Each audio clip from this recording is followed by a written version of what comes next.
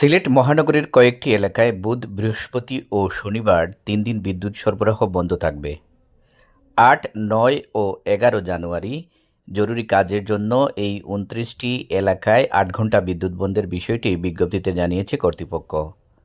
৭ জানুয়ারি সিলেটের বিক্রয় ও বিতরণ বিভাগ ৪-এর নির্বাহী প্রকৌশলী শ্যামল চন্দ্র সরকার স্বাক্ষরিত বিজ্ঞপ্তিতে এই তথ্য জানানো হয়।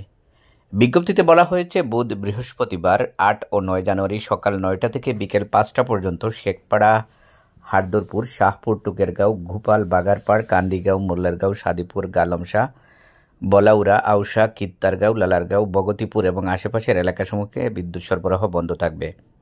এছাড়া ১১ জানুয়ারি শনিবার সকাল ৯টা থেকে বিকেল ৫টা পর্যন্ত কুমারগাঁও বাসস্ট্যান্ড, তেমুকি, কুমারগাঁও আবাসিক এলাকা, নাজিরেরগাঁও, মইয়ারচর, সোনারতলা, লামারগাঁও, চাতল, চাতলিবন, টিলাগাঁও, বড়গুল, ডলিয়া, ইউরোবাংলা সিরামিক্স ও আশেপাশের এলাকাসমূহে বিদ্যুৎ সরবরাহ বন্ধ থাকবে।